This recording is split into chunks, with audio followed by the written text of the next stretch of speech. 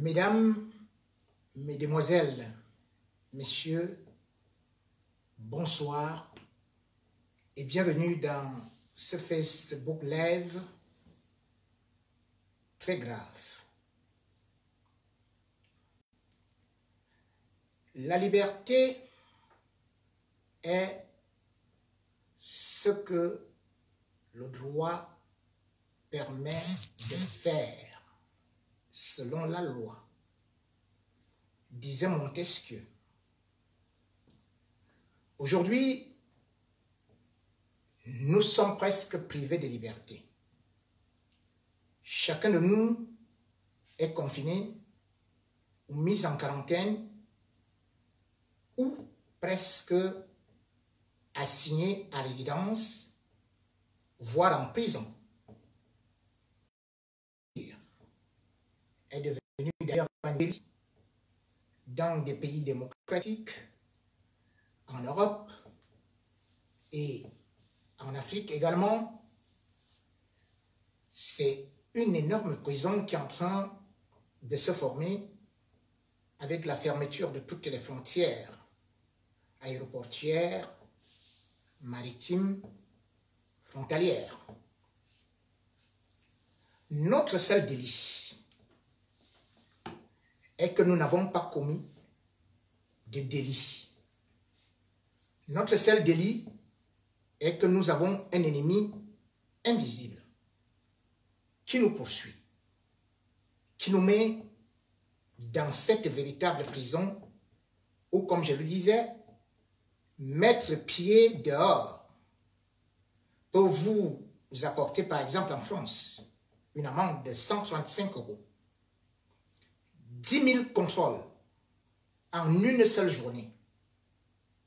En Italie, c'est encore un peu plus grave, avec déjà 1 200 000 contrôles. Nous sommes donc officiellement en prison. En prison, même comme nous pouvons être dans nos familles. Et beaucoup aujourd'hui vont comprendre pourquoi est-ce que chaque fois que j'ai commencé mon Facebook Live, j'ai adressé mes salutations aux journalistes emprisonnés, aux hommes politiques, eux aujourd'hui qui ne peuvent pas sortir, peuvent comprendre jusqu'où c'est très difficile de vivre en vase clos, de ne pouvoir pas se déplacer, de ne pas être jugé, ou d'être malencontreusement enfermé par une justice injuste. Je pense donc ainsi à d'autres prisonniers aujourd'hui qui sont pratiquement enfermés comme des animaux, qui sont devenus des pestiférés parce qu'ils viennent de la diaspora et sont soupçonnés être agents véhiculateurs ou alors agents infectieux, agents de propagation du coronavirus. J'ai regardé les images des Ivoiriens qui, sous prétexte de confinement, après avoir pris l'avion pour se rendre chez eux, eh bien, ils se retrouvent dans un endroit qui ressemble à Guantanamo. On dit mise en quarantaine, mais on les a abandonnés là où ils sont totalement dépourvus de moyens, de nourriture et de quoi que ce soit. J'ai vu donc aussi des amis qui sont partis au Cameroun et qui aujourd'hui sont traités comme des malfaiteurs. Parce que pour ceux du pays, ils représentent le danger, ils représentent l'insécurité. Et pourtant, on a laissé atterrir leur avion. On a laissé atterrir, ou alors qu'ils prennent le vol sans que le régime ne puisse prendre des mesures pour leur dire, nous ne voulons plus de vous sur l'étendue du territoire national. À ces amis-là, je salue particulièrement un confrère, Eric Golf, qui, journaliste comme moi, est mis en quarantaine et d'ailleurs l'accepte, tout comme bien d'autres. Mais cependant, je devrais quand même dire que des informations ont été véhiculées, erronées, faussées, juste pour diaboliser ceux qui aujourd'hui ont pris un avion pour se rendre chez eux. Beaucoup disent qu'ils l'ont fait volontairement parce qu'ils voulaient aller polluer le très beau paradis qu'on appelle le Cameroun, où il n'y a aucune maladie, où tout est bon et où le coronavirus n'aurait jamais fait son entrée. Aussi, à travers un vol, les informations ont eu à circuler dans des réseaux sociaux parce que le ministre de la Santé, accompagné des hommes de sécurité et quelques gens du corps médical qui eux-mêmes ne respectaient pas les règles, sont arrivés au pied de l'avion d'Air France ou encore Air Bruxelles. Et ils ont pris des gens en disant qu'ils devaient être mis en quarantaine. Mis en quarantaine, sauf que, ayant réquisitionné 17 hôtels, ils n'ont même pas pris la peine de payer ou de régler ou de signer des conventions avec ces hôtels. Les hôtels sont privés. C'est des opérateurs privés qui ont un personnel à payer, qui ont des charges à payer, qui ont construit avec leurs moyens et non avec les moyens de l'État. Quand l'État décide de réquisitionner, l'État doit d'abord aussi se soucier du fait que nous devons signer certains protocoles, certaines conventions, certains contrats avec ces hôtels qui ne s'attendaient d'ailleurs pas à accueillir des gens qui, soit dit en passant, sont présentés comme atteints de coronavirus ou sont supposés, sont soupçonnés d'en avoir le virus. Donc, cet hôtel, pour accueillir déjà ces gens, même au niveau de la réception, il fallait déjà que même le personnel ait déjà des masques, soit sécurisé. Ceux qui étaient des clients de l'hôtel ne pouvaient pas rester dans les mêmes hôtels avec des gens qui viennent par exemple de l'Europe et qu'on dit qu'ils sont porteurs de coronavirus. Cela veut dire tout simplement que vous partez mettre la vie d'autrui en danger. Et autre chose, des informations ont rapidement circulé que sur les 241 passagers, 144 ont été testés positifs au coronavirus. Et le Cameroun s'est mis en ébullition en disant ils sont méchants. Vous insultez Paul Biya quand il vient là-bas. Ne venez plus ici. Vous êtes de la brigade anti-Sardinard. Je devrais quand même rappeler que la plupart de ces passagers, ou la quasi-totalité, il n'y avait pas de membres de la brigade anti-Sardinard, puisque d'ailleurs, les membres de la brigade anti-Sardinard, tout comme les activistes, les journalistes, les hommes épris de liberté, sont interdits de mettre pied au Cameroun, au risque de finir en prison. Donc ceux que vous avez arrêtés, ceux-là que vous êtes en train d'insulter, sont là ceux qui, à 80%, sont plutôt des Sardinards, puisqu'ils n'ont rien à craindre au Cameroun. Et ils vont comprendre aujourd'hui pourquoi est-ce que nous combattons des injustices.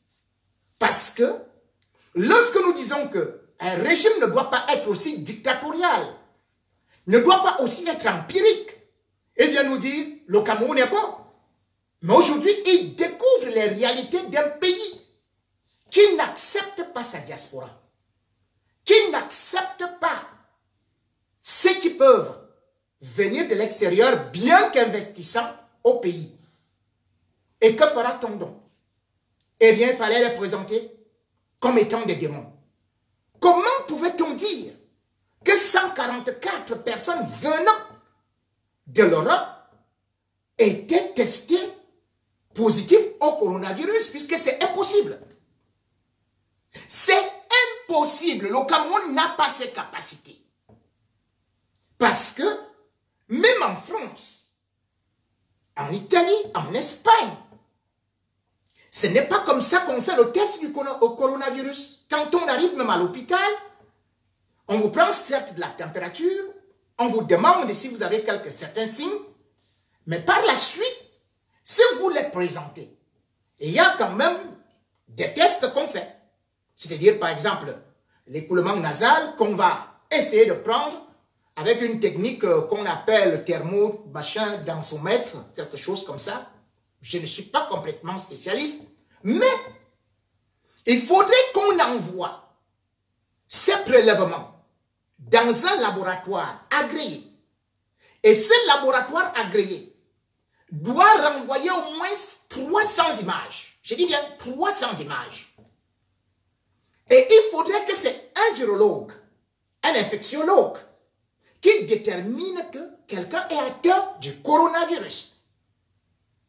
Donc, raison pour laquelle vous voyez, même Donald Trump aux États-Unis vous dit, j'ai fait le test du coronavirus, j'attends les résultats. On vous dit en France que les ministres font les tests du coronavirus et ils attendent les résultats. Mais au pied d'avion, le Cameroun qui n'a pas de seringue fait des tests de coronavirus et donne des résultats. Mais ils ont fait comment? Il y a quel laboratoire au Cameroun? Je vous dis, les laboratoires agréés en France, c'est 45. Au Cameroun, le laboratoire à peu près agréé, qui entre dans les normes de l'OMS, c'est un seul. C'est le Centre Pasteur. Donc, c'est ces gens qui n'ont pas été formés, qui étaient au pied d'avion, qui n'ont pas les instruments.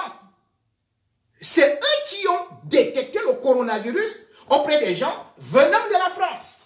Incroyable. Encore que, pour quitter la France, pour quitter l'Europe, il y a une note qui est dans toutes les ambassades aujourd'hui. Et d'ailleurs, c'est depuis plus de 2 semaines que cette note existe, à savoir que pour obtenir un visa, vous devez présenter les tests qui disent que vous n'êtes pas porteur du coronavirus. Donc, la plupart des gens, des Européens, ceux qui demandent le visa, parce que les Camerounais, même quand vous les voyez noirs, ils sont des Français. Donc, ils demandent le visa au niveau de l'ambassade du Cameroun en France, à Paris ou à Bruxelles et partout dans le monde. Ils demandent des visas. Ils ne montent pas directement dans l'avion et ils s'en vont. Non. Ils réservent le billet d'avion. Ils font ceci, ils font cela. Et puis, comment est-ce que vous pouvez imaginer que les Camerounais sont tout simplement au nombre de 144 et que c'est eux qui veulent venir infecter l'Afrique, le Cameroun? Soit dit en passant, selon les statistiques, rien qu'en 2013, on avait recensé déjà à l'étranger 21 millions d'Africains, 21 millions. Et quand vous regardez bien que la région parisienne, vous allez voir des milliers de Camerounais. Rien qu'en région parisienne. C'est plus de 10 000 Camerounais. Vous ne pouvez donc pas jeter l'opprobre sur vos frères qui ont eu le malheur peut-être d'avoir déjà réservé le billet, puisque les vols de Air France, que ce soit à n'importe quelle période, lorsque ça arrive au Cameroun, c'est presque toujours plein. Donc on n'attend pas le coronavirus pour fuir et venir au Cameroun. Encore que, comment quelqu'un peut fuir le coronavirus en France, sauf s'il réfléchit avec le tibia, puisque le système de sécurité sociale en France vous permet non seulement d'avoir des examens, d'être interné gratuitement, d'être soigné. Je devrais quand même vous dire que ce n'est pas aussi catastrophique que ça. C'est vrai qu'il y a à peine 10 000 Français qui ont été testés positifs au coronavirus. Mais il n'y a pas eu des millions de morts. C'est 145. Donc, on ne peut pas dire qu'on va fuir la France ou 90% des personnes sont guéries. Pour aller au Cameroun, là, il n'y a pas de masque de protection, là, il n'y a pas de gants, là, il n'y a pas de produits, là où on n'est pas pris en compte, là où on n'est pas pris en charge, là, les hôpitaux ne sont même pas équipés, là, il n'y a pas de médecins. Je devrais quand même vous dire que même les meilleurs médecins, c'est ici en Europe.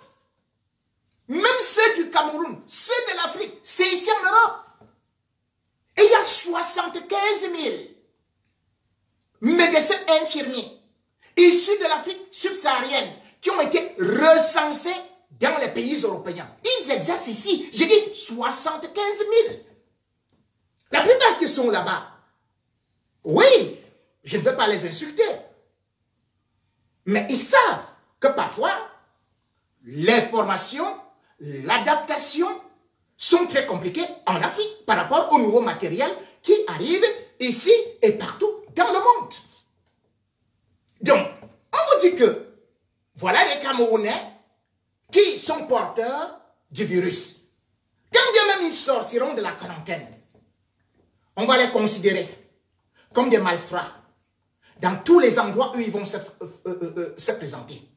Ils sont devenus des parias dans leur famille, alors que chaque mois, vous êtes là-bas en Afrique pour dire la tante est morte, l'oncle sera bientôt enterré, l'autre est sur le point de mourir, la cousine a fait ceci, et il y a tel problème de sorcellerie au pays. C'est eux qui vous envoient de l'argent pour subvenir à vos besoins, pour envoyer vos enfants à l'école. Et c'est eux aujourd'hui vous dites que ne mettez plus pied ici. C'est bien fait comme on a fermé. Ils ne doivent plus venir ici. Connaissez-vous l'argent que la diaspora camerounaise, la diaspora ivoirienne, les diasporas subsahariennes envoient dans leur pays et qui dépassent l'aide au développement? Et ce qui est encore plus grave dans ces injustices, c'est quoi? C'est que ces Camerounais sont mis pratiquement en prison, où on ne voit pas comment ils sont pris en charge, on met des policiers devant, mais en même temps, on se rend compte que aujourd'hui même, le ministre de la Santé fait un communiqué où il dit les passagers du vol Air France AF 900 sont priés de se signaler parce que 2 cas de coronavirus ont été détectés dans cet avion-là. Donc, ils sont de potentiels porteurs. Alors là, c'est magnifique. Et vous savez pourquoi? C'est dangereux. Parce qu'ils sont de potentiels porteurs. Ils ont été en contact avec d'autres personnes. Et vous savez qui était dans cet avion? Le président de l'Assemblée nationale du Cameroun, M. Cavaye Yege Djibril.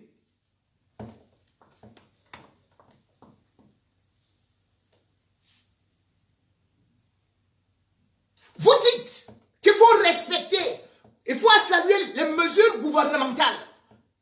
Il faut maintenant applaudir Paul Biya et le gouvernement camerounais. Parce qu'ils ont sorti vraiment des mesures qui vont protéger les Camerounais. C'est comme ça. Mais est-ce que vous savez que dans le même avion, qu'on vous a présenté comme s'il y avait 144 Camerounais atteints de coronavirus, avec quelques Français, est-ce que vous savez que dans le même avion figurait Madame Ousmane May? Vous connaissez qui est Ousmane May? Ousmane May, un ministre de la République de Paul Biya. Il a été ministre d'abord de 2011 à 2018. Avant maintenant, c'était que ministre des Finances. Et depuis une certaine période, c'est-à-dire que depuis mars 2018, il est ministre de l'économie, de la planification. Et pourquoi est-ce que je vous parle de son cas? Parce que pendant qu'on prenait les autres Camerounais et des étrangers dans cet avion pour aller les confiner. Ousmane Mey est venu personnellement, pas qu'il a envoyé quelqu'un.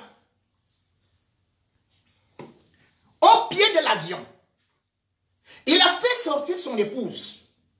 Il est rentré directement avec elle à la maison.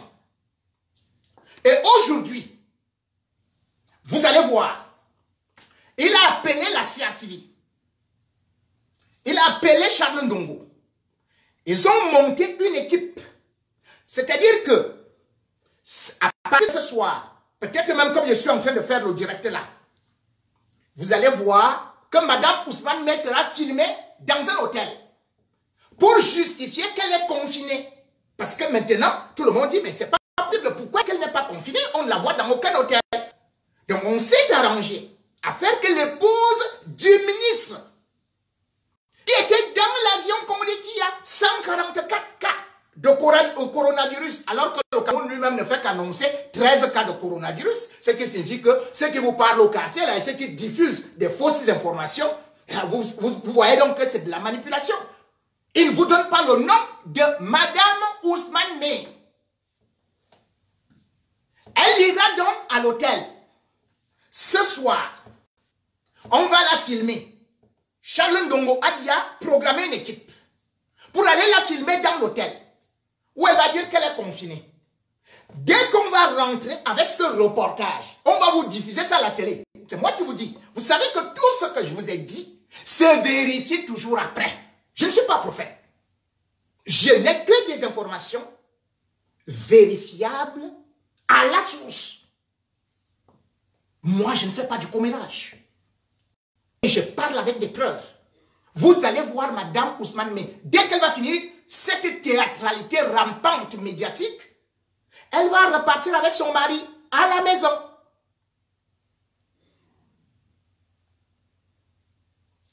Donc, regardez donc un ministre de la République qui ne respecte pas les lois de la République. Et le pire, c'est que les lois de la République passent à l'Assemblée. Et celui qui est supposé être le magistrat suprême, c'est le président de la République, Paul Biya.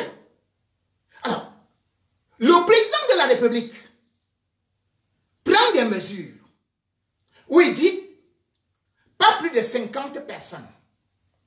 Il faut des confinements. Il faut des mises en quarantaine.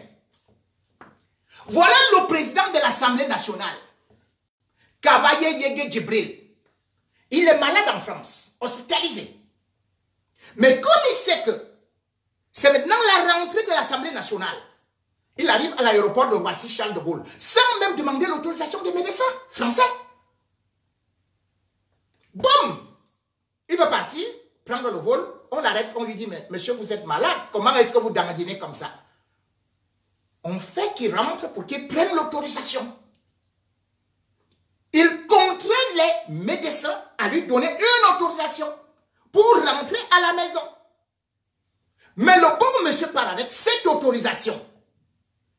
Il voyage avec, dans l'avion. Et dans cet avion, il y a bien les cas de coronavirus. Monsieur Kavaye Yege Djibril, je devrais quand même vous rappeler, c'est pas quelqu'un à qui on va dire il a fait ça précipitamment comme ça. Juste pour aller défendre son macabo, son manioc, son gombo, il va mettre la vie des Camerounais en danger. Il ne s'est pas mis en quarantaine, le président de l'Assemblée nationale. Il est directement parti à l'hémicycle. Il a commencé à donner des bises à tout le monde. Le voilà, pour être élu. Vous tous donc, aujourd'hui, députés camerounais, vous êtes obligés de passer le test du coronavirus et de vous mettre en quarantaine. Parce que vous êtes vous-même des porteurs. Ou tout au moins, vous êtes plus prêts et plus dangereux et plus encore de potentiels porteurs du coronavirus que les gens qui sont venus en France, qui d'ailleurs pour voyager, avait déjà montré patte blanche. Votre cavalier Yégué Djibril est donc venu vous contaminer. C'est lui, sinon, voulais-je dire, qu'il fasse les tests pour beaucoup plus de transparence. Et même après les tests, il subit le confinement. Regardez comment est-ce que Macron a fait ici. Macron, avec le ministre de la Culture, il est parti faire les tests. Il a dit, écoutez, pour l'instant, mes tests sont positifs. Je vais travailler, je vais faire le télétravail, c'est-à-dire que je reste à la maison et puis je travaille avec mes collaborateurs. Regardez Donald Trump, président des États-Unis. Vous ne voyez pas Melania Trump depuis le 10 mars. Et juste pourquoi? Parce qu'elle revenait de l'Iran et à la descente de l'avion, alors que le président Trump avait déjà donné des instructions qu'on ne doit plus saluer, eh bien, son épouse est partie saluer des gens, embrasser 2 personnes. Résultat des courses, sans même informer l'opinion, elle-même s'est mise en quarantaine. Comment donc Cavalier Yégué Djibril, président de l'Assemblée nationale du Cameroun, en 1965, ce monsieur était déjà dans le truc du gouvernement, il était inspecteur. Je ne rêvais même pas encore naître. En 65. En 70. Mais Cavalier Yégué Djibril, qui est né en 1940, était déjà dans l'Assemblée du Cameroun méridional. Il était député. En 72, le même Cavalier Yégué Djibril, lorsque le Cameroun quitte se réunit pour change pour devenir République unie du Cameroun, soit Amadou Ahidjo en 72, mais en 73, le même Cavalier Yégué Djibril se retrouve toujours à l'Assemblée. Donc vous vous rendez compte, et depuis 92, il est président de l'Assemblée nationale. Donc 28 ans comme président de l'Assemblée nationale. C'est le même. Et dans tout ça, vous allez dire qu'il est le plus intelligent, il est le plus beau, il est le plus fort. En clair pour tout, CPE. CPE. L'homme qui fait les lois au Cameroun, alors CPE.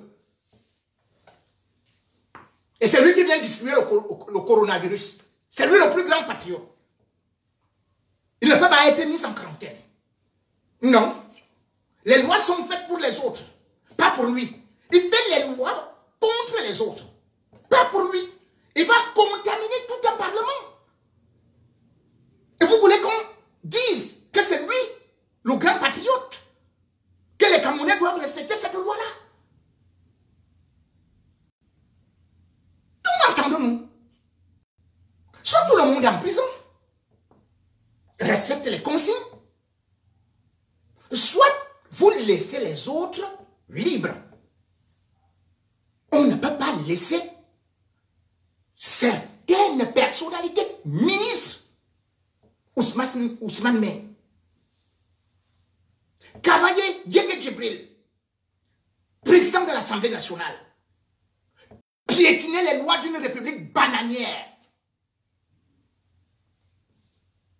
Et le pire, c'est que dans tout ça, alors que le président de la République dit, écoutez, on va arrêter ceci, on va arrêter cela,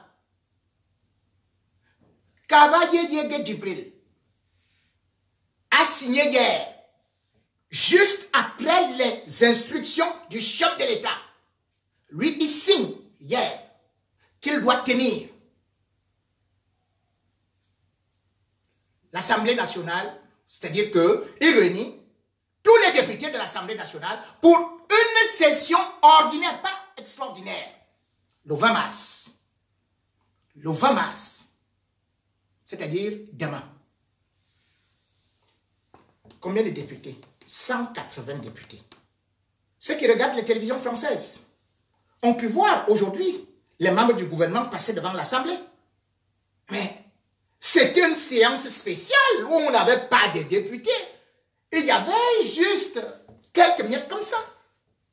Parce qu'on prend des précautions. Comment donc Cavaye Yege Djibril, alors que le chef de l'État dit c'est interdit de réunir 50 personnes, lui réunit 180 députés. Expliquez-moi, c'est quel pays ça?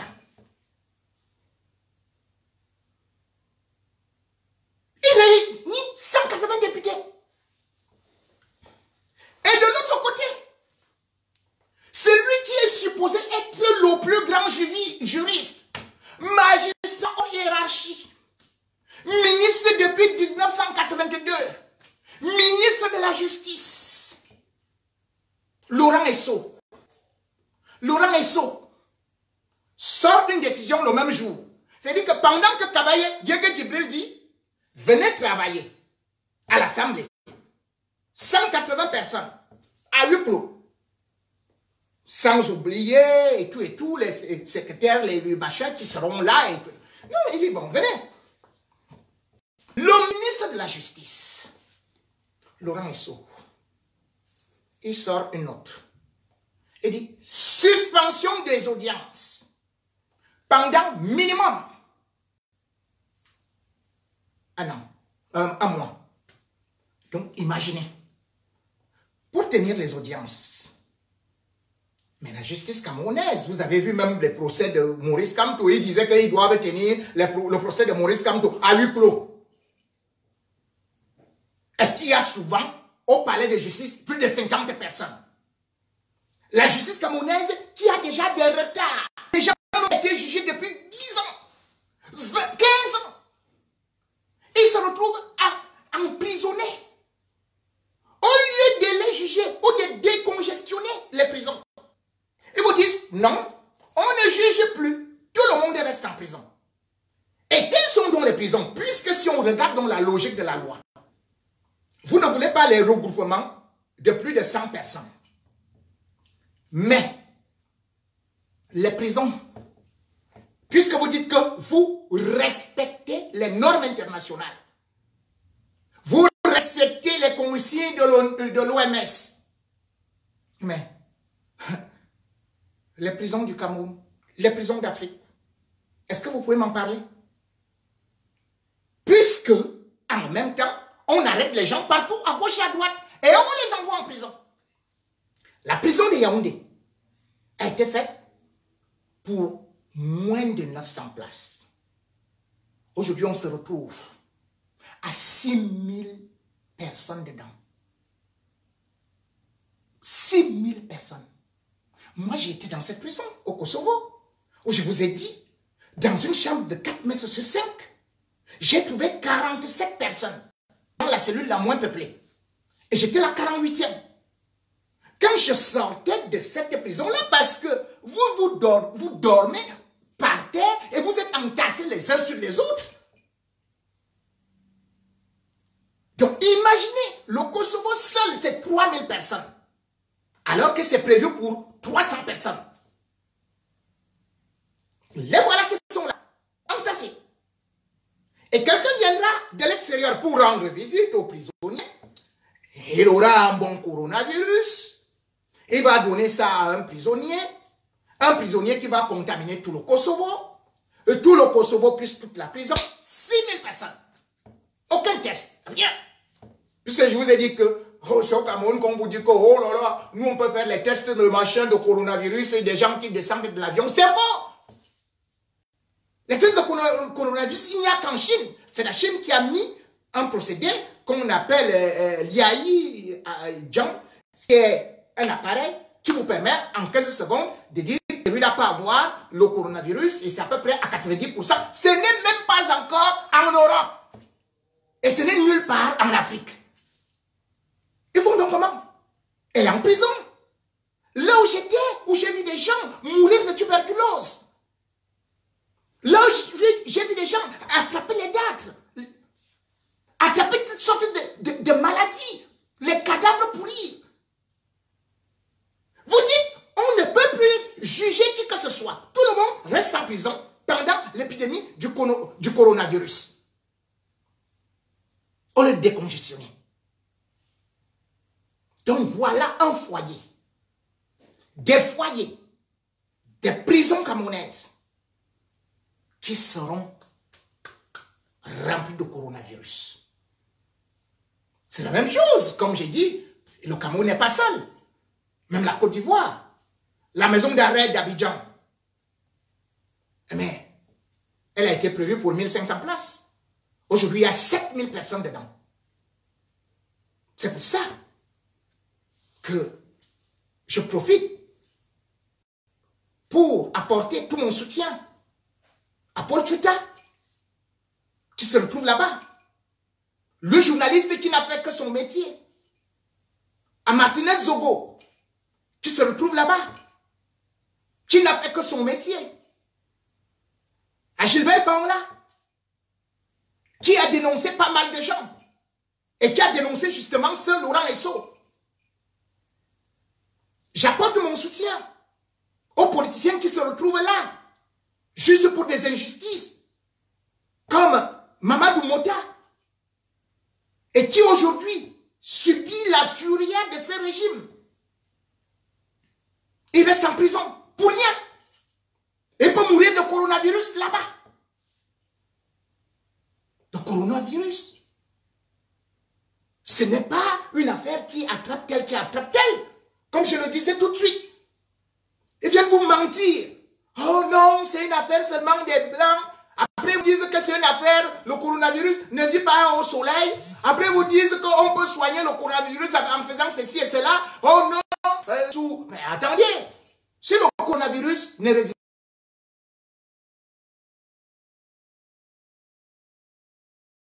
35 degrés. Pourquoi?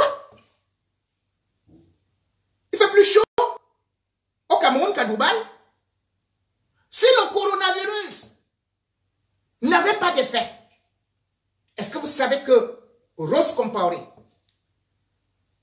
qui était la vice-présidente de l'Assemblée nationale du Burkina Faso, qu'elle est morte à 62 ans hier, des suites de coronavirus. Elle est morte au Burkina. Aujourd'hui, vous avez été informé du premier Camerounais qui est mort du coronavirus. Il avait à peine la trentaine. Encore, à Sarcelles, il y a une maman qui est décédée de coronavirus. C'est une Camerounaise. Et actuellement à Paris. Et il y a 3 Camerounais qui sont totalement sous soins intensifs pour le coronavirus. On vous a parlé de Manu Dibango, certains ont dit, non, il se porte bien, parce qu'il a envoyé un message. Non, c'est faux. Manu Dibango est mal. Comme ne vous mentez pas. Ceux qui peuvent venir nous prouver l'inverse, qu'ils fassent donc que Manu Dibango fasse une vidéo. Et ce serait plus facile. Puisque Manu Dibango, voici le 27e jour, que Manu Dibango est bel et bien à l'hôpital de Mela. Et sa situation n'est pas du tout agréable. Certains ont dit, il faut respecter parce qu'il y a le communiqué qui dit, il faut respecter l'intimité. La maladie, ce n'est pas l'intimité. Et encore qu'aujourd'hui, c'est l'OMS qui parle même pas d'épidémie, mais une pandémie. On ne cache pas une pandémie. On ne cache pas une épidémie. Parce que si vous ne vous protégez pas, vous ne protégez pas les autres. Vous pouvez avoir votre intimité sexuelle, votre impuissance sexuelle. Ça ne dit rien à personne. C'est votre intimité. Vous pouvez avoir votre mal de rein. C'est votre intimité. Ça ne gêne personne. Mais lorsque vous avez une maladie qui est déclarée pandémie, ce n'est pas une intimité. C'est une affaire de santé publique. Et de surcroît, c'est une personnalité publique. Parce que moi, je suis heureux d'être du pays de Manu Dibango. J'étais heureux de présenter Manu Dibango, que je voyais dans son dernier spectacle, qui a été organisé par Marie-Christine du Coq Noir. Il dandinait, un père de cette envergure-là. Il dandinait, c'était la grande forme. Pendant 2 heures de spectacle en non-stop, en live. Il m'a impressionné. C'est un monsieur solide. Et c'est pour cela d'ailleurs que je lui souhaite une excellente guérison. Mais pour l'instant, ça ne va pas. Qu'on ne vous dise pas que non, que tout est dans la sérénité. Non, le coronavirus, bien évidemment, on te prescrit le repos. Mais le repos ne veut pas dire que tu t'es bien, que tu t'en sors. Autrement dit, il n'aurait pas fait déjà 27 jours. Ceux qui peuvent donc nous dire qu'est-ce qu'il fait dans un hôpital depuis 27 jours, qu'ils viennent donc nous dire si c'est à la maison qu'il est en train de se faire un peu les ongles, la pédicure, la manicure et tout, qu'il est en train de souffler à sa trompette. Donc nous devons, en toute solidarité, nous unir à lui, unir nos prières, pour qu'il puisse en sortir, parce que c'est un monument de la musique, pas seulement camerounaise, africaine, mais mondiale. Et s'il se retrouve dans des douleurs, ce n'est pas une honte, il n'est pas parti voler. Tout le monde peut être malade. Je peux être malade. Tu peux être malade. Nous pouvons être malades. Ce n'est pas une moquerie. C'est juste une réalité. Et il faut que les gens sachent cela. Au lieu de vouloir cacher certaines choses, comme je disais, que voilà Kavaye Yege qui ne peut pas déclarer, qui ne peut pas montrer son bilan de santé ni faire un test au coronavirus. Et qui se balade. Donc, Manu Dibango, aujourd'hui, il faut le savoir, n'est pas dans la meilleure forme de sa vie.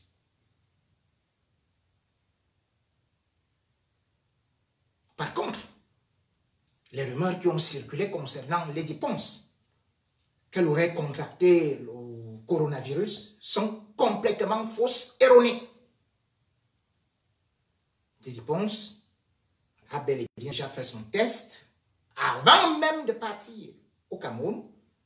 Elle est allée au Cameroun, puis du Cameroun, elle a fait une tournée africaine où elle s'est retrouvée en Éthiopie et tout.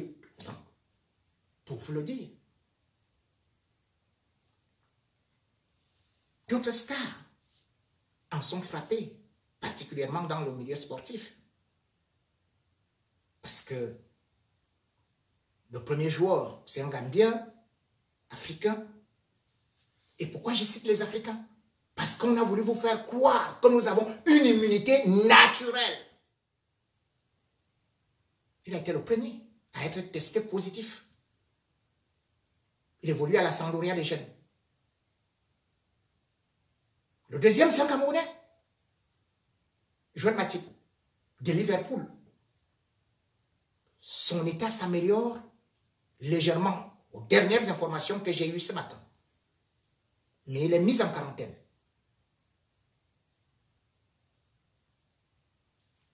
Et il y a Kalou, l'Ivoirien, qui est parti en Allemagne. Il joue au Hertha Berlin. Donc son coéquipier a attrapé le coronavirus. C'est vrai qu'il ne se sent pas très bien, il a fait des tests, mais pour l'instant, il est mis en quarantaine. Les résultats pourront tomber peut-être aujourd'hui. Ce n'est pas rapide comme au Cameroun, hein, ou en Afrique, où on vous voit comme ça, là. Oh non, il vient de l'avion. Non, c'est coronavirus. L'autre, non, quand je vois ces yeux-là, non, coronavirus. Quelqu'un éternue, non, coronavirus. Donc, on ne peut même plus éternuer. Il n'y avait pas la grippe avant. Vous voyez les gens là, le coronavirus là, certains disent que non, moi voici ici, vraiment le coronavirus. Non, nous on est bien ici au Cameroun. Ça me fait beaucoup rigoler. Personne n'est épargné. Personne n'est à l'abri. Sachez-le. Aujourd'hui, le monde enregistre 222 643 cas de coronavirus. Aujourd'hui, le monde enregistre pas un décès, mais 9100 décès de coronavirus. L'Italie, aujourd'hui, enregistre 2968 morts de coronavirus sur 36 000 personnes qui l'ont attrapé. L'Espagne, aujourd'hui, enregistre 640 morts de coronavirus sur les 15 000 personnes qui l'ont attrapé. L'Allemagne, c'est encore moindre, mais 13 000 personnes en souffrent aujourd'hui.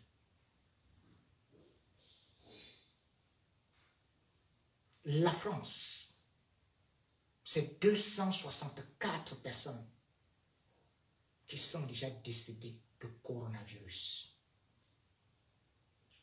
Et rendez-vous compte, rien qu'hier, il y a eu 89 morts. En Italie, rien qu'hier, il y a eu 474 décès.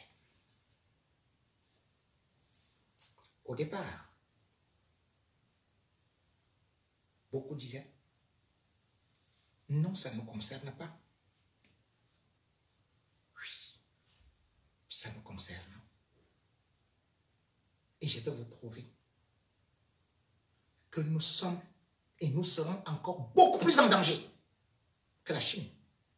Parce que dans l'histoire, là où la maladie commence, ce n'est pas là où elle fait beaucoup de victimes.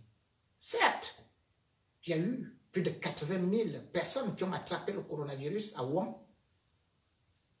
Mais on se rend compte que c'est 3245 qui ont été décédés. Mais lorsque vous regardez la tendance, c'est venu en Europe, même la France n'en parlait pas. L'Italie n'en parlait pas. Mais aujourd'hui, la vérité est là. Que là où ça arrive, parce qu'en même temps, il y a des mutations, ça devient dangereux. Comme je vous ai dit. Beaucoup disent que les mesures, on doit applaudir parce que les chefs d'État africains ont rapidement réagi par rapport au coronavirus. Ça me fait pleurer. Parce que quand je vois le cas du Cameroun, l'article 9 de la Constitution demande à Paul Biya de prendre parole. Parce que il y a danger. Emmanuel Macron a dit nous sommes en guerre. Donald Trump a dit nous sommes en guerre. Et le virus tue plus que tout. Aucune guerre n'a jamais décimé les populations comme les virus. Je vais y revenir. Alors quand je vois le président Macky Sall, il essaie quand même d'être sur le terrain. Il dit lavons au moins des mains, faites ceci, faites cela, et donne des mesures pour pouvoir éviter cela. Je vois le président Kenya, je vois le président du Ghana, qui est allé lui-même à l'aéroport, a commencé à prendre des mesures par rapport à un certain nombre de choses. Mais vous me demandez d'applaudir, alors que le Cameroun insistait qu'il va organiser le Chan. Ce n'est pas le ministre de l'éducation physique, de l'éducation, plutôt des sports. Moi, les combis, ce n'est pas lui qui vient d'adresser un courrier à la CAF qui voulait les étrangers. Venez avec toutes les délégations. que vous soyez malade ou pas, le Cameroun est capable de vous accueillir. Donc, dès que la CAF a refusé l'Ochan, c'est là où le président de la République donne des consignes. Donc, si jamais la CAF n'avait pas écouté ce que l'OMS disait, la FIFA disait, le Cameroun s'en fichait, ils allaient organiser l'Ochan. Ils n'allaient prendre aucune mesure. Et regardez les mesures qu'ils prennent. Ils prennent les mesures, les photocopies, ils photocopient les mesures de la France. Mais vous allez photocopier les mesures. Mais où sont les accompagnements de ces mesures? Et le pire, c'est que la seule mesure qu'ils ne photocopient pas, qu'ils inventent eux-mêmes, c'est quoi? Fermeture des débits de boissons à 18 heures. Donc, regardez le Cameroun, pays des soulards, pays des ivrognes. On ne peut pas se passer de l'alcool. En France, on a fermé les bars, on a fermé les restaurants. En Italie, partout dans le monde, c'est comme ça, dans tous les pays africains. Au Cameroun, on vous dit, au bar, il n'y a pas de coronavirus. De 5 heures à 18 heures. Et à 18 heures, on baisse la porte, les volets. On reste avec les militaires dedans. J'ai des vidéos où je vois des hommes en tenue dans son bar. À 21 heures. Alors qu'on a dit qu'on doit fermer. Vous fermez les palais de justice. Vous fermez les écoles où les enfants vont étudier. Vous fermez les universités. Et vous maintenez l'alcool qui détruit la santé. Le coronavirus est une maladie respiratoire, pulmonaire. Or, vous-même, vous savez scientifiquement que les choses qui attaquent plus les poumons, c'est le tabac et l'alcool. Le Cameroun fait donc exactement le contraire du monde entier. Que allez boire de l'alcool, vous allez saouler, vous allez oublier toutes les mesures d'hygiène, de ceci et cela, vous allez vous embrasser puisque dès qu'on finit de boire, on embrasse le voisin, on se tape les mains, on embrasse des femmes, n'importe comment, et tout, et tout, et tout. Et on vient, on prolifère le coronavirus. Vive Paul Biya, président des soulards, l'homme seul qui est le seul président au monde qui commande les boissons pour 1,5 milliard à la fin de l'année. Le seul homme qui libère les opposants parce qu'il doit venir boire le vin rouge à l'Élysée et marcher. Pays des soulards. Voilà l'image que le Cameroun envoie. Un régime. Ils vous interdisent tout, sauf l'alcool. Comme si le Cameroun était producteur d'alcool. Maman. Mais le Cameroun importe 44% de bière, 14% de sirupeux.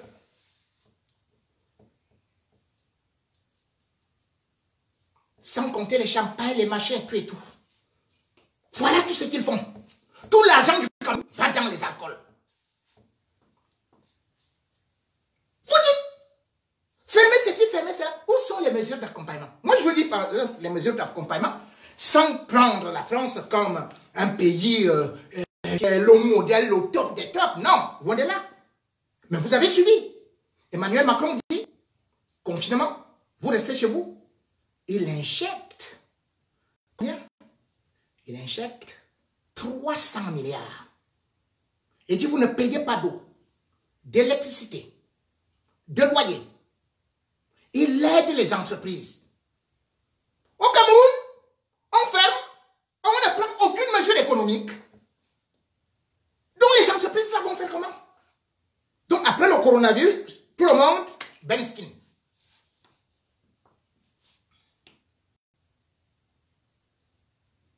En France, quand on vous dit que voilà, on va accompagner ceci et cela, mais on vous annonce que l'hôpital, les médecins, les infirmiers auront les taxis réquisitionnés, payés par l'État, On vous annonce qu'il y a des masques. On vous annonce qu'il y a 5 millions de masques que l'armée a eu à sortir. On vous annonce des mesures drastiques pour pouvoir faire quelque chose. Vous allez me dire, oui, le Cameroun ne peut pas se comparer à la France. Bon, passons. Je viens en Afrique. Lorsque vous voyez un pays comme le Niger, il n'y a encore aucun cas de coronavirus déclaré au Niger. Aucun. Mais le président Issoufou, qui a refusé de se présenter pour un 3e mandat, donc un démocrate, qu'est-ce qu'il a fait? Tout de suite, il s'est levé. Il a dit, voilà, je mets 1 milliard pour les tests contre le coronavirus et dans le cas échéant, pour les traitements. Donc c'est gratuit au Niger, qu'on appelle le pays le plus pauvre du monde. C'est des cas de coronavirus. Et ce qu'on voit, Kagame a pris des dispositions non seulement en fermant les frontières, mais en même temps en renforçant l'hôpital. Je dois quand même vous signaler que le Rwanda, depuis 2004, a mis la complémentaire santé. Un pays qui était en guerre en 1997. En 2004, il y avait déjà la complémentaire santé. C'est-à-dire que ça couvre 80% de la population. Au Cameroun, vous connaissez ce qu'on appelle complémentaire santé? Non. Parce que chacun va se soigner avec ses moyens. Qui va soigner les gens du coronavirus? Voilà donc les mesures que Paul Biya devait prendre. Ce n'est pas que, oui, faites ceci, on prend les mêmes mesures que la France. Mais attendez, ici personne ne paye à l'hôpital. Personne. Et personne, je dis bien que le coronavirus est pris en charge 100%. Et dans d'autres pays africains, comme je vous ai dit. Comment donc, au Cameroun, où déjà les gens ne travaillent pas, on vient encore ajouter au chômage. Plus maintenant, le niveau de vie qui est en train de s'élever. Parce qu'à cause du coronavirus, et je vais y revenir,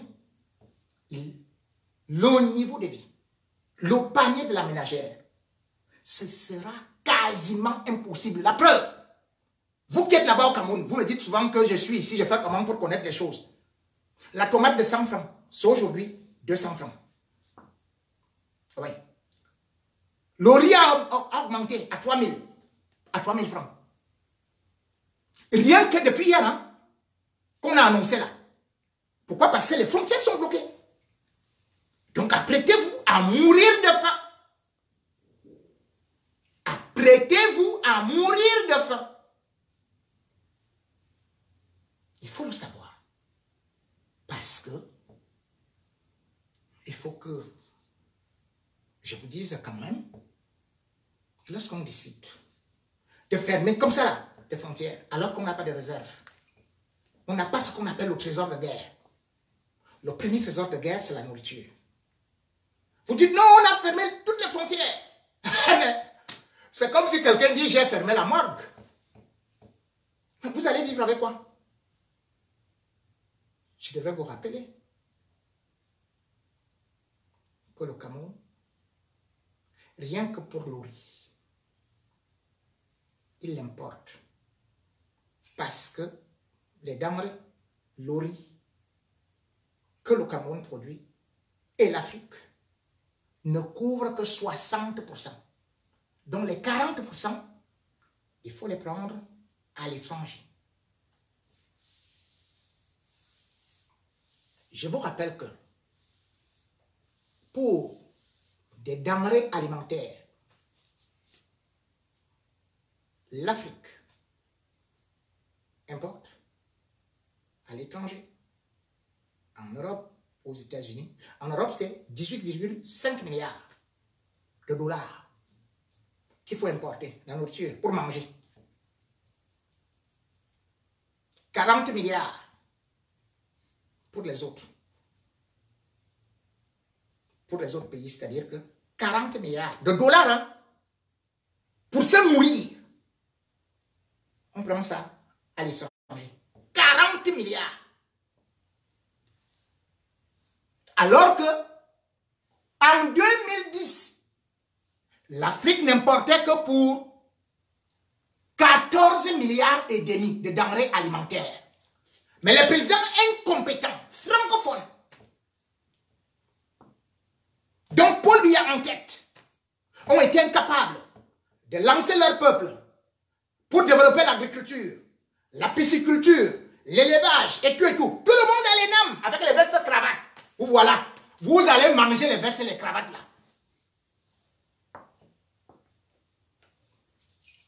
Tout le monde fonctionnaire, tout le monde à la police. Voilà ce que vous avez voulu. Maintenant, c'est vous-même qui avez fermé les frontières, non? Vous allez manger quoi? Je vous dis, tous les produits laitiers sont importés. Même les légumes et fruits que vous mangez là sont importés. Le sucre est importé. Parce que vous croyez que ce sucre Kamaché et tout, ça ne fait même pas 5% de la population. Voilà ce qu'on appelle donc fermeture des frontières à la va-vite. Parce que vous avez entendu qu'on va fermer. On dit non, non, il y a de mesures, de très bonnes mesures. Mais vous avez quoi? Pour soigner les gens là, il faut les produits pharmaceutiques. Vous connaissez quelqu'un qui peut fabriquer les produits pharmaceutiques en Afrique?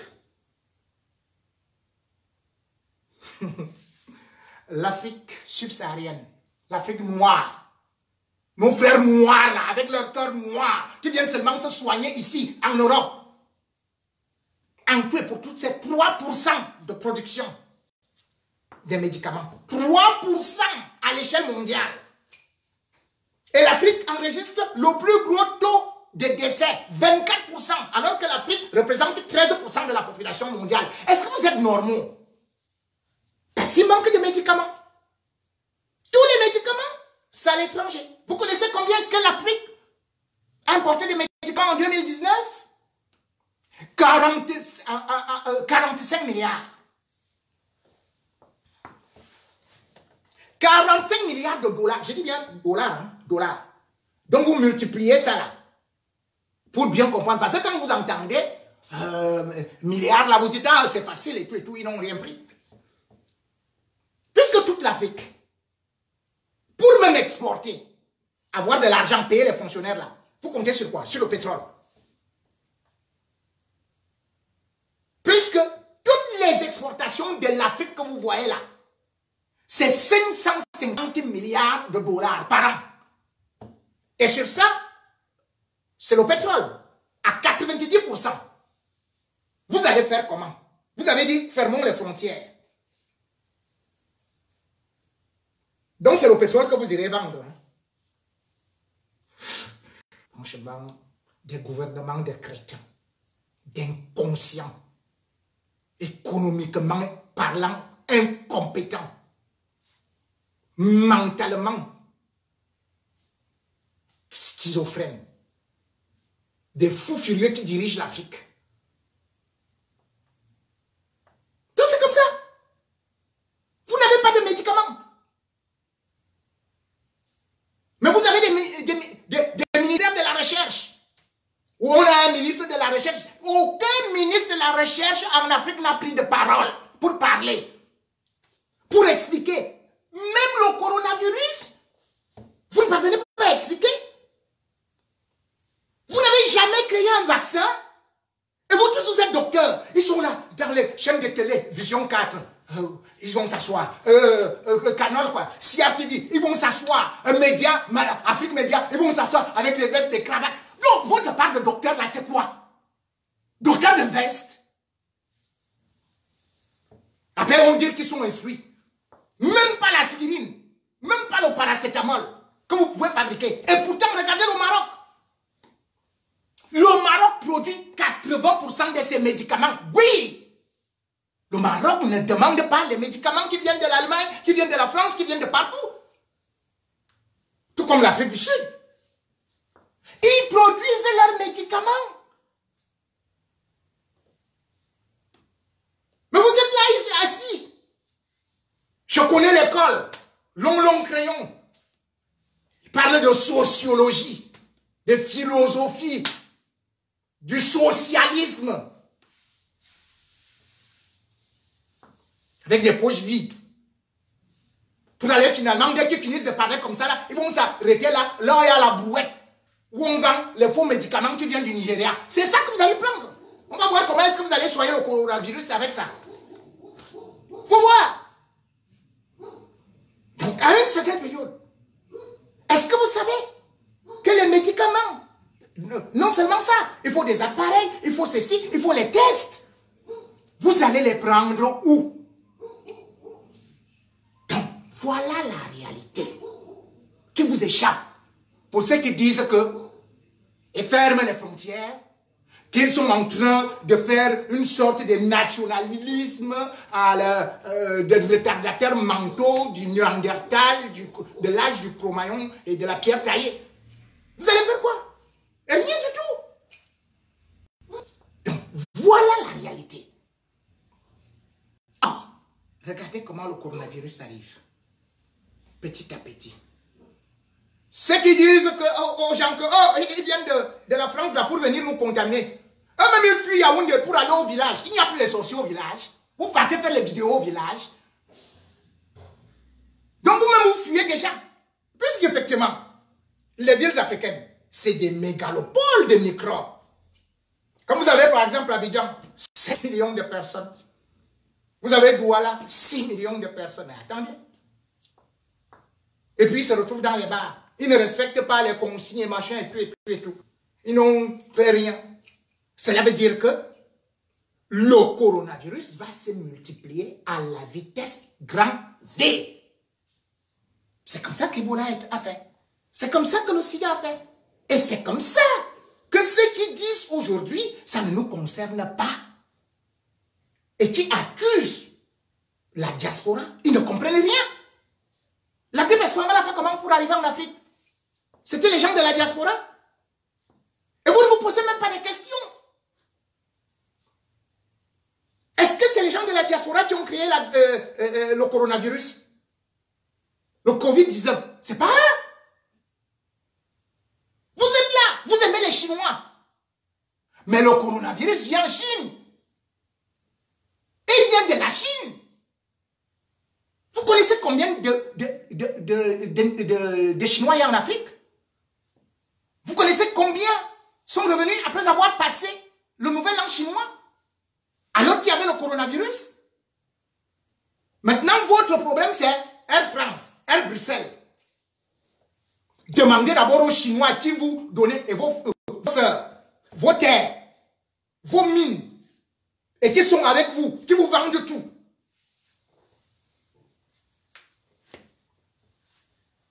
Et il y a des choses, lorsqu'on est dans un État et dans un continent, il faut se projeter. Il faut éduquer des populations. Il faut alerter les populations pour qu'ils sachent que ils sont exposés au danger et que le pire est à venir. Mais en Afrique, c'est toujours la méthode du con, que lorsqu'il y a un incendie chez le voisin, il rigole, oubliant que le feu quitte d'une maison à une autre. C'est la méthode du con. Lorsqu'il y a inondation chez le voisin, il est en train de jouer. Et ignorant que dès que l'eau va atteindre un certain niveau, ça va, bien évidemment, traverser le mur pour venir le noyer.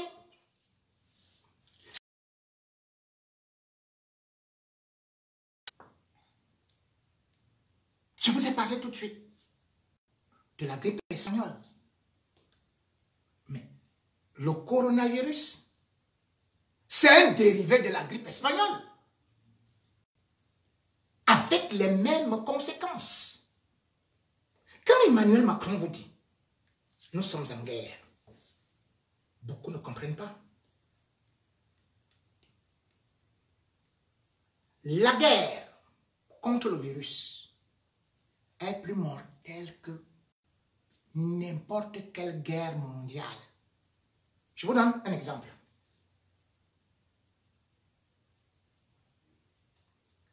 La guerre de 14 à 18 a fait 18 600 000 morts.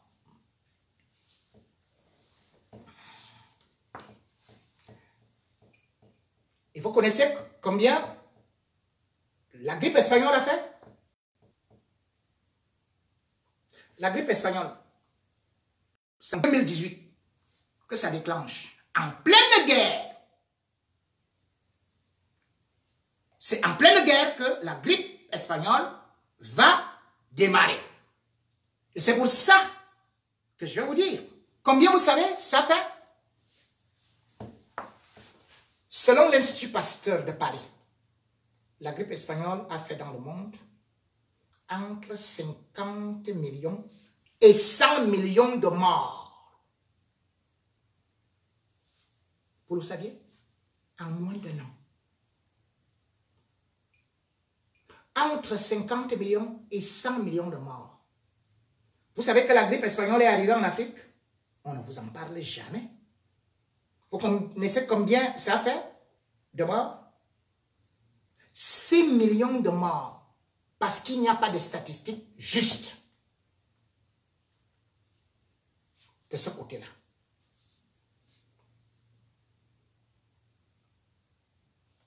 Rien que en France, la grippe espagnole avait fait 240 000 morts. En Allemagne, la grippe espagnole avait fait 424 000 morts. Aux États-Unis, la grippe espagnole avait fait 627 000 morts. Et la grippe espagnole a touché 500 millions de personnes au monde. Et le monde, à cette époque, avait entre 1,8 milliard et 1,9 milliard habitants. Ce qui signifie que la grippe espagnole a touché 27% des hommes habitant la planète.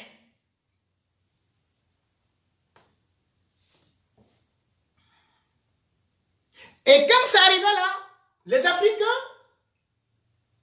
comme ceux d'aujourd'hui, rigolaient, ça ne peut pas nous arriver et tuer tout. Et comment est née la grippe espagnole? Qu'est-ce qui est à l'origine de la grippe espagnole? Qu'est-ce qui est à l'origine du coronavirus? Voilà des questions également qu'il faut se poser et regarder la ressemblance des deux phénomènes. Si vous ne pouvez pas lire et quand vous vous contentez tout simplement des fake news qu'on vous donne, cela veut dire que vous ne faites pas un travail historique. Parce que malheureusement, comme le disait Alexandre Dumas, quand on vient l'histoire, on est obligé de lui faire un enfant. On fit. Donc, ce qui s'est passé, comme on dit, les mêmes causes produisent les mêmes effets. Ce qui s'est passé en 2018, c'est exactement à peu près le même scénario qui est en train de se passer actuellement en 2020. Sachez que la grippe espagnole, comme ils voulaient l'appeler, parce que je vous fais comprendre d'ailleurs une chose, ce qu'on appelle la grippe espagnole, elle n'a pas tué en Espagne. On lui a juste donné un nom comme ça, espagnol. Parce que l'Espagne était neutre. On était en pleine guerre. Et aujourd'hui, les gens disent, ah non, le coronavirus, ah, il semble que c'est une affaire de chauve-souris, une contagion entre les animaux, les serpents et tout, et ça a touché l'homme. Des scientifiques vous le disent. Moi, je ne suis pas scientifique. Mais j'essaie toujours de faire le recoupage, d'exposer les faits tels qu'ils se sont agencés. Et libre à vous de choisir. Beaucoup ont dit que le coronavirus avait été créé dans des laboratoires à Wuhan, peut-être, et on a vu tantôt certains qui accusent aujourd'hui, d'ailleurs, le ministère des Affaires étrangères de la Chine a accusé les États-Unis, l'armée américaine, vous voyez bien, l'armée américaine, d'avoir introduit le coronavirus dans son territoire. Quelque temps après, on voit que d'autres complotistes disent maintenant que, en fait, le brevet existait, ce qui est quand même faux, et que c'est un virus qui a échappé des laboratoires de Wuhan et avec la complicité de la France et de la Chine. Je ne peux formellement démentir ni confirmer ces informations. Mais selon les premières analyses, elles me paraissent un peu farfelues. Elles me paraissent un peu, voulais-je dire, farfelues, un peu infondées, voire tirées par les cheveux. Donc je ne voudrais pas aller dans cette facilité. Mais cependant, je ne peux non plus admettre des thèses qui rapidement nous sont jetées, comme à l'époque on nous dit non, non, non, l'Ebola ça vient des singes. Mais attendez, les Africains vivaient avec des singes depuis. Après on vous dit que non, maintenant l'Ebola, l'Occident vient des singes. Attendez, les Africains ne se sont pas accouplés avec les singes, soyons sérieux. Et puis maintenant on nous dit le coronavirus, il semble que ça vient des chauves-souris, des serpents, des machins, des cochons. Je dois vous rappeler, c'est le même scénario qui s'est passé justement avec la grippe aviaire. Mais pas la grippe aviaire. La grippe espagnole. Parce que jusqu'à présent, on n'a jamais donné les informations d'où venait la grippe espagnole. Je vous dis qu'elle apparaît en pleine Première Guerre mondiale. Est-ce que ce n'était pas des armes biologiques? Est-ce que ce n'était pas quelque chose? Personne jusqu'à présent, puisque les souches ont été détruites. Et ce virus, c'est lui qui continue à se muter. Parce qu'on l'appelait le H1N1.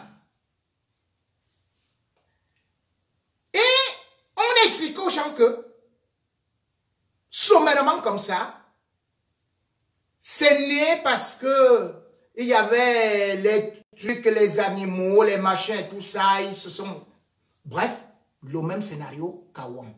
On vous fait comprendre qu'il y a à Wuhan les chevaux, les bœufs, les oies, les canards, et c'est pour ça que certainement et tout. Je ne sais pas. Mais, à une certaine période, il faut faire des comparaisons. Et comme je disais, pour des comparaisons, je vais vous dire que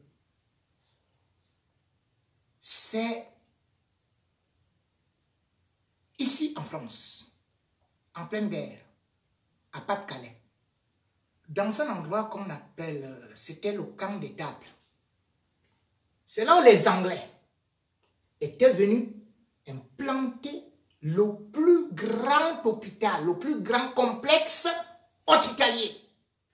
Et ce complexe hospitalier faisait des recherches et tout, il y avait des laboratoires dedans. Entre 2016 et 2017, dans ce camp militaire, les ouvriers quand même ont commencé à avoir des problèmes respiratoires. Je dois aussi signaler que, curieusement, à Wuhan, c'est une cité bien peuplée, parce que Wuhan, c'est 11 millions d'habitants hein, pour 8 000 km². Imaginez, c'est pas 11 millions d'habitants. Et là-bas aussi, c'est là où il y a les laboratoires P1. Aujourd'hui, les autorités françaises disent que ça n'a rien à voir avec le Covid-19 et tout et tout. J'aimerais bien croire. Ce n'est pas mon domaine de compétence. Mais, je ne relate que des faits. J'ai dit la grippe espagnole naît en pleine guerre et va d'abord se retrouver dans des camps militaires. Le premier vrai cas du virus est déclenché, c'était en mars 2018, au Kansas, aux États-Unis. Toujours dans un camp militaire. Vous savez, nous sommes en mars. Hein? Dans un camp militaire. Et par la suite, lorsque les États-Unis sont contaminés, on va constater que dans le camp militaire de Rouen, là où sont les Britanniques, il y a aussi des contaminations qui vont se multiplier. C'est quand même bizarre. C'est comme ça que ça va atteindre l'Allemagne, l'Italie, le Royaume-Uni. Je dois quand même vous dire que sur les 240 000 morts que la France, par exemple, a enregistrés, il y avait 133 000 militaires. Et du coup, certains se posent la question, puisque justement la guerre finit en 2018. Et ce virus-là, c'est presque ça qui met aussi la fin à la guerre. Était-ce une arme bactériologique? Point d'interrogation. Voilà des questions auxquelles les chercheurs africains, qui savent bien chercher dans les bars, les chercheurs du monde, ne répondent pas. Et quand vous regardez ce qui s'est passé au niveau de ce virus, qu'on appelait la grippe espagnole, dans aucun pays européen, on en parlait. C'est l'Espagne qui était neutre, qui n'était même pas à la guerre et qui n'avait pas de victimes. On baptise le virus là grippe espagnole. Parce que c'est l'Espagne qui rendait compte. Et c'est ce que la Chine a fait. On a bloqué l'information. Les médecins qui s'étaient rendus compte de la gravité du virus et qui avaient déjà prévu une catastrophe mondiale. Qu'est-ce que le président chinois a fait? Il a barricadé l'information. On s'est mis à arrêter les médecins. Et c'est lui qui a d'ailleurs découvert le virus, curieusement, est mort. Curieusement est mort. Est-il mort de façon naturelle, comme on veut nous faire comprendre que le virus qu'il a découvert a fini par avoir raison de lui, ou alors est-ce parce qu'on veut nous faire comprendre qu'il serait mort de mort naturelle? Et puis, je devrais quand même dire qu'aujourd'hui, après tout le confinement qu'il y a eu, la Chine a annoncé pour la première fois qu'il n'y a plus un seul cas contaminé, enregistré sur son territoire. Sauf que il y a 34 cas qui sont apparus, c'est-à-dire des voyageurs, des gens qui venaient de l'étranger et qui ont été tout de suite mis en quarantaine. Mais ce qui m'a beaucoup plus marqué, c'est que dans le traitement de la Chine, comme on est en train de féliciter aujourd'hui, j'ai regardé comment est-ce que les gens équipés comme des cosmonautes, avec des voitures, étaient en train de laver jusqu'au sol, de désinfecter toute l'atmosphère. Et du coup, je me suis posé la question, mais ce virus est transmis de l'homme à l'homme ou bien se trouve dans l'air? Et pourquoi tous les Chinois portent les masques? C'est vrai qu'ils en ont enlevé aujourd'hui. Mais ça interpelle. D'autant plus qu'aujourd'hui, les Américains, selon les dernières découvertes, viennent d'annoncer que ce virus est capable de vivre, vous vous rendez compte? Minimum 3 jours sur un plastique. Il peut même vivre sur des cartons 24 heures. Il est dans l'air libre. Et ça pose quand même beaucoup de questions. Le virus vient d'où? Il sort d'où? Et pourquoi? Et la manière dont les Chinois ont combattu ce virus. Et quand je vois les Européens et les Français, je me dis, mais il faudrait quand même qu'on essaie de recopier un certain nombre de choses. J'ai vu, première combinaison, double gant, tout le visage couvert, avec un premier bandage au niveau du nez. Et puis, on se rend compte que même au niveau des chaussures, ils prennent des chaussures pour qui sont couverts. Donc, ça me gêne. Vous m'attendez une seconde.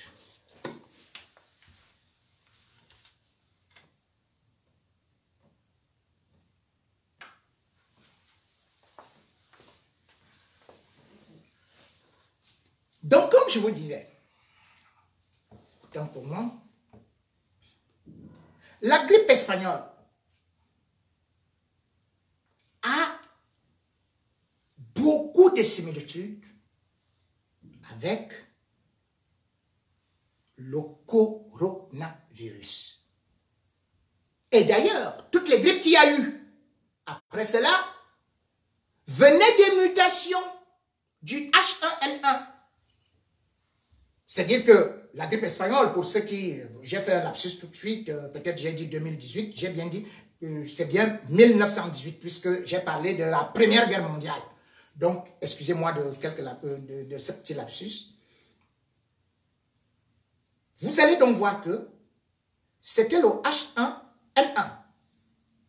Mais avant cette grippe, avant la Première Guerre mondiale, les grippes au monde arrivaient par séquence de tous les 50 ans. Et elles n'étaient pas aussi mortelles que ça. C'est en pleine guerre que la grippe arrive. La grippe qui va tuer, comme je l'ai dit, entre 50 millions et 100 millions de personnes. 50 millions à 100 millions de personnes. Est-ce que vous vous rendez compte? 500 millions de personnes infectées dans le monde. C'est né comment? Puis en 1957, il y a une grippe qui va revenir, qu'on va appeler la grippe asiatique. C'est le H2N2.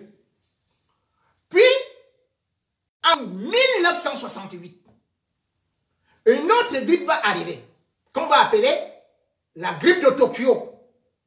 Celle-là, c'est le H3N2. Après, vous allez voir la grippe russe, la grippe ceci, la grippe cela. La grippe qui déclenche en Chine. Qu'est-ce que l'ambassadeur de Tokyo fait? L'ambassadeur de Tokyo, l'ambassadeur chinois de Tokyo, il déclare rapidement qu'il appelle, il fait une note de service en disant aux Chinois que, voilà, tous les ressortissants chinois, méfiez-vous par rapport à la grippe japonaise qui vient d'arriver. Mais attendez. La grippe née en Chine, et on l'appelle grippe japonaise, exactement comme la grippe espagnole. Donc les Chinois doivent quand même encore nous éclairer sur cette grippe. Ils ne doivent pas être aujourd'hui comme des sauveurs, des pompiers. Ils offrent 1 million de masques, 1 million de gants, 1 million de ceci, machin, aux Européens, aux Italiens, et ils disent qu'ils vont offrir 1 million aux Africains, 1 million de masques aux Africains. Mais attendez, 1 million pour un continent qui compte plus d'1 milliard d'habitants. Et puis, ce n'est pas le gouvernement chinois qui l'annonce. C'est plutôt le président d'Ali Baba. La Chine qui a accueilli en Afrique, qui prend les produits africains, qui prend les richesses africaines, voulais-je dire, qui accapare les terres des Africains, n'a pas envoyé un seul spécialiste, n'organise pas les vidéoconférences avec les médecins africains. Mais la Chine a couru en Italie avec ses médecins. Comment vous pouvez offrir à un seul pays, la France, 1 million de masques alors que c'est un pays développé? Et puis vous dites encore que nous allons encore leur fournir 2 millions, sans oublier ceci et cela, et tout et tout. Vous offrez à l'Italie, à l'Espagne, 1,8 million. Et à toute l'Afrique, vous annoncez. Et d'ailleurs, c'est quelqu'un qui a la fondation, un milliardaire chinois, pas l'État chinois. Parce que les dirigeants africains sont là et disent que les Chinois sont devenus leurs amis. Tout un continent, on vous promet 1 million de masques. 1 million, voilà ce que la Chine vous offre. En attendant que l'épidémie arrive là-bas. Et qu'on va mourir comme des moutons. Et comme ça, on va bien récupérer les terres. N'oubliez jamais que l'Afrique, c'est 60% des terres arables. N'oubliez jamais que l'Afrique, c'est 90% des réserves de matières premières. N'oubliez jamais que l'Afrique, c'est 40% d'or, des réserves. N'oubliez jamais que l'Afrique, c'est 43% des réserves de diamants. N'oubliez jamais que l'Afrique, c'est du manganèse. N'oubliez jamais que l'Afrique, c'est du fer. N'oubliez jamais que l'Afrique, c'est du bois. Et n'oubliez pas que l'Afrique, c'est 3 fois la superficie de la Chine, 10 fois la superficie de l'Europe, 4 fois la superficie des États-Unis. L'Afrique, c'est 30,5 millions de kilomètres carrés. Et que l'Afrique représente l'avenir de l'humanité, sachez-le. Parce que d'ici 2050, l'Afrique sera capable de nourrir 9 milliards de bouches. Tout se joue devant vous. Et les dirigeants africains sont là. Oh, la Chine, oh, ils sont gentils. Oh, les belles petites boutiques. Oh là là, assauts. Ils sont devenus assauts. Vos assauts. Voilà la géopolitique. Où on vient, on vous embrasse. Je n'accuse personne, mais j'ai dit. La Chine a un devoir, parce que ce virus est né chez lui, de protéger le monde. La Chine a un devoir de protéger l'Afrique. La Chine a un devoir de rendre compte à l'humanité et particulièrement aux pays pauvres d'Afrique. La Chine a le devoir de rappeler et de tester tous ces ressortissants qui sont en Afrique et qui étaient au Nouvel An chinois. Avant, lorsqu'il y a eu le Nouvel An chinois, 5 millions de personnes sont parties de Wuhan pour d'autres parties de la Chine. Le Parti communiste chinois a lancé des mandats d'arrêt que cherchez-les. Il faut qu'on sache là où ils sont partis. Pour qu'ils soient confinés, pour qu'ils soient mis en prison. On les mettait dans des stades, on construisait, on réquisitionnait les hôtels, les écoles, on transformait ça en hôpitaux. Ils ont d'ailleurs construit 2 hôpitaux en 10 jours. Les hôpitaux de 1000 places chacun qui ont été livrés le 3 février 2020. Et le même jour, on annonçait que la crise n'était plus seulement à Wuhan, c'était déjà à Hubei, où on avait détecté 3000 cas. contamination. Expliquez-nous. Au lieu de s'en prendre aux Africains qui viennent d'ici, vous dites que vous allez les bloquer, mais attendez. Vous, Africains, vous détestez vos frères. Mais vous embrassez les Chinois. Vous les aimez plus que... C'est inadmissible. Vous dites que ce sont les Africains qui viennent vous contaminer. Je vous ai dit qu'en 2013, 21 millions d'Africains ont été recensés à l'étranger. Et ils sont un trésor pour l'Afrique. Au lieu que vous les preniez pour qu'ils viennent vous donner leur connaissance, leur expérience, ce qu'ils ont appris à l'étranger. Comme par exemple, j'ai dit, ne serait-ce que pour le corps médical, c'est 75 000 médecins et infirmiers de l'Afrique subsaharienne qui ont été répertoriés dans les pays de l'OCDE. Si jamais vous mettiez, comme par exemple le Sénégal, qui depuis 1993, dans le ministère des Affaires étrangères, a créé un département pour la diaspora, comme le Rwanda, comme le Ghana, comme le Kenya, tous ces pays ont attiré leur diaspora. Sachant que cette diaspora est importante, comme l'Éthiopie l'a fait. Et c'est pour ça que vous voyez que ces pays sont développés. Vous voulez que ce soit les Chinois qui développent votre pays, en leur vendant votre pays. Mais les Africains, les Ivoiriens, chez eux, ils sont dans les enclos. Ils sont gardés dans les enclos quand vous êtes dangereux. Les Camerounais sont considérés comme dangereux dans des enclos chez eux. Les Chinois, tous sont dehors. Ils sont dehors. Ils vendent de la bière, ils vendent de la nourriture. Vous ne savez même pas d'où ça sort. Vous mangez, vous mangez, vous mangez. Vous buvez, vous buvez, vous buvez. Et votre seule haine, c'est contre vos frères. Si vous étiez Marine Le Pen, vous seriez plus dangereux. Mais sauf que vous êtes contre vos frères. Parce que même dans les pays africains, quand je vois ce qui se passe au Cameroun, on déteste, on dit, oh non, un Bamileke ne peut pas être maire à Bolova. Un machin ne peut pas être maire à Nkwa, ne peut pas être maire à Douala. Ou bien un Bamileke ne peut pas être maire à Douala. Un tel ne peut pas être maire au nord. Vous vous détestez. Vous êtes des xénophobes, des tribalistes. Mais vous aimez les étrangers. Si un Chinois demandait au Cameroun ou en Côte d'Ivoire ou dans un pays d'Afrique noire, tu veux être maire, mais tout le village va le voter. Il reste même qu'un Chinois devienne président du Tchad, qu'un Chinois soit président du Gabon. Il faut les voir comment ils sont là-bas. Ali Bongo, la première des choses, la première décision qu'il prenait, c'était quoi? Fermer la frontière avec le Cameroun. Et pourtant, il laissait venir les Chinois. Là, il y avait le virus. Le problème du noir, l'homme qui déteste le noir, c'est le noir.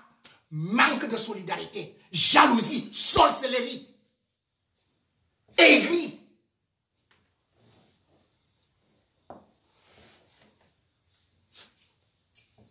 Mais jour viendra, puisque la grippe espagnole a permis d'affaiblir l'Afrique. Comment est-ce que la grippe espagnole est arrivée? En 2018, en juillet, la grippe espagnole est déclarée terminée en Europe. Ils croisent les bras. C'est bon.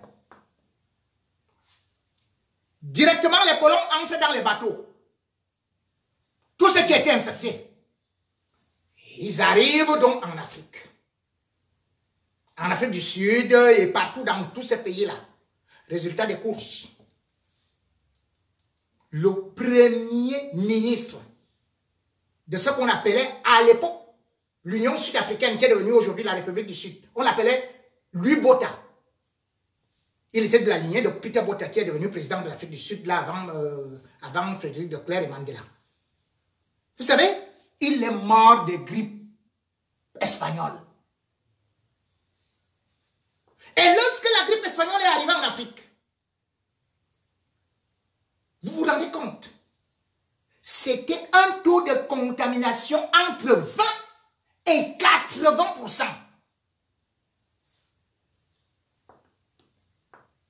Avec un taux de décès jamais enregistré. Dans vos histoires, vous avez des professeurs d'histoire. Ils ne vous ont jamais parlé de ça. C'est le plus grand crime contre l'humanité.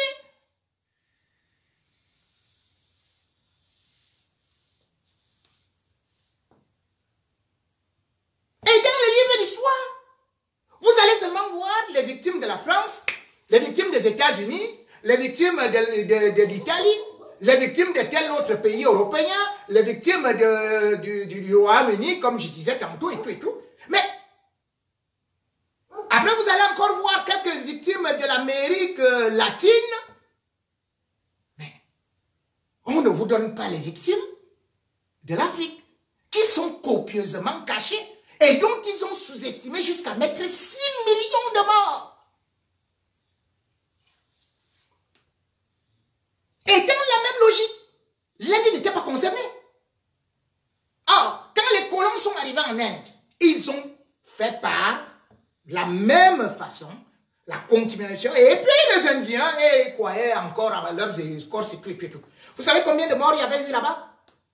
18 millions et demi de morts. 18 millions 500 000 morts en Inde. Ils sont allés en Chine. Vous savez combien il y a eu en Chine? 9 millions 500 000 morts.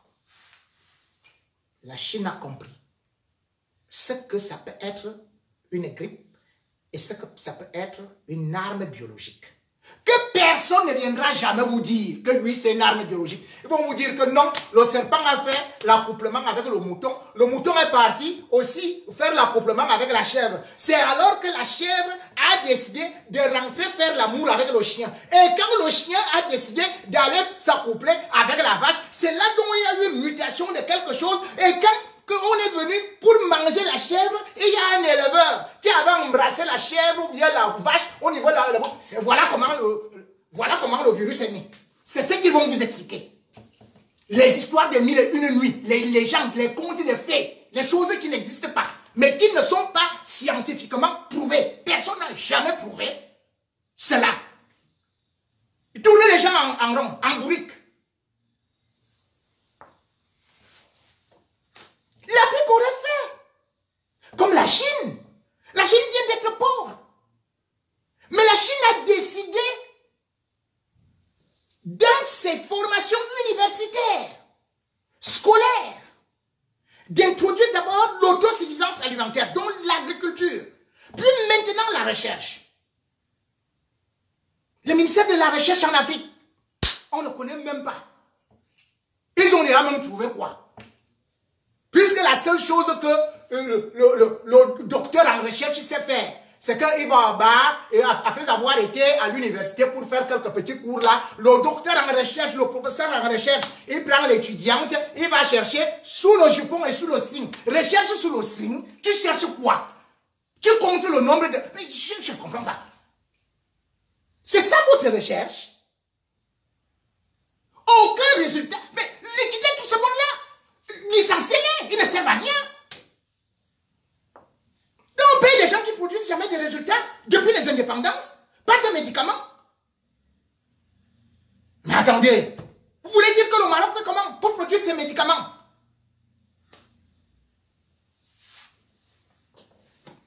Mais c'est hallucinant. Et aujourd'hui, ils attendent l'aide de la Chine. Oui, la Chine va apporter des masques. La Chine va apporter les tests de quoi là. La Chine va apporter ceci et cela. Des pays ectoparasites. Des pays qui sont comme des... Mais c'est salut. Je ne comprends pas.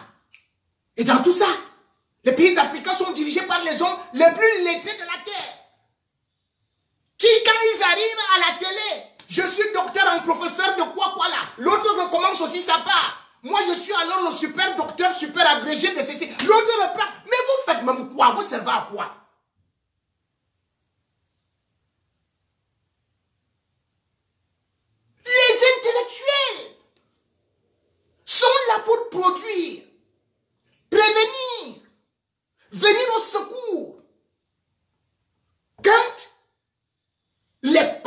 en danger. Expliquez.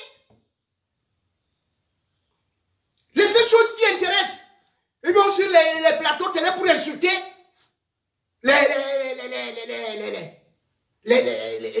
les opposants, les activistes. C'est tout ce que vous savez faire.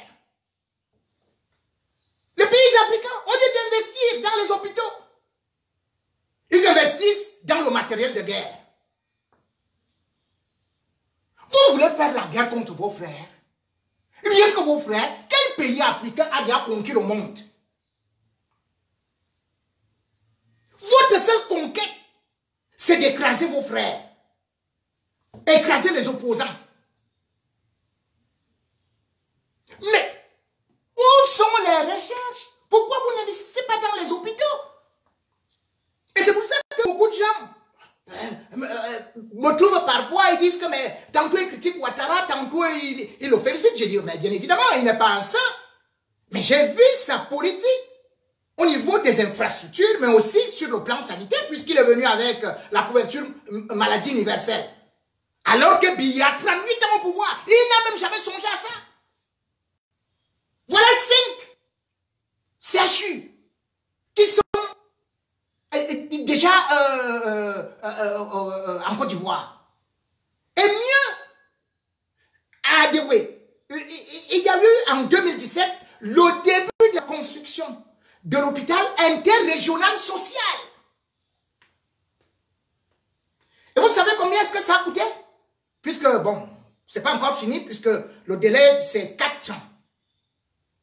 En tout et pour tout, 15 millions d'euros, c'est-à-dire 10 milliards. Et les équipements, 15 millions d'euros, c'est-à-dire en tout et pour tout encore 10 milliards. Un hôpital sur 12 hectares et demi en Côte d'Ivoire. Et ça, c'est pour les pauvres. Puisque là-bas, il faut payer maximum 20 000 francs par an. Et sur les 20 000 francs, vous avez l'hospitalisation. Vous avez tous les examens gratuits. Hein? L'hospitalisation est gratuite. Sera gratuite. Les examens gratuits, les médicaments gratuits, la chaîne de télévision gratuite, le téléphone au chevet du lit. Ça, c'est les normes de l'OMS. Et dans le même hôpital, vous avez ce qu'on appelle un département. Vous aurez un département pour les maladies infectieuses, pour les recherches, sans pour autant oublier que à l'hôpital, à l'intérieur de l'hôpital, il y aura la pharmacie, la chambre froide, vous aurez même, non seulement, je ne cite pas le plateau technique qui est hors norme, il y aura carte sans lit, et puis, en plus de ça, vous avez ce qui est programmé, c'est qu'il y aura même des terrains de sport, des stations à essence, une école maternelle, tout ça dans un hôpital. Et vous payez 20 000 francs par an. Voilà les Ivoiriens.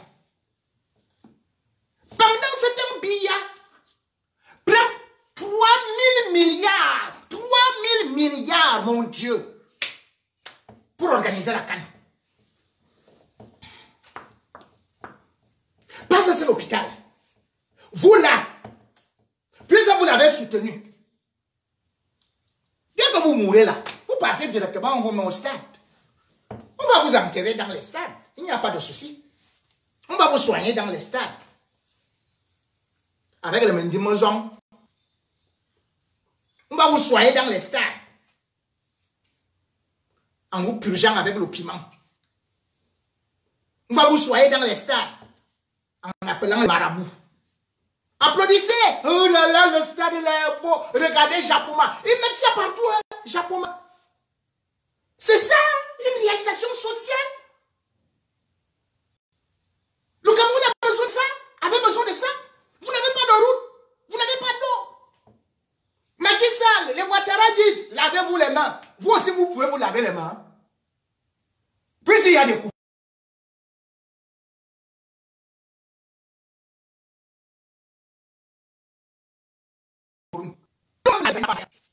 L'homme qui va sortir du robinet, l'eau est déjà rouge. Comme l'autre vient noir, comme le mbongo chobi.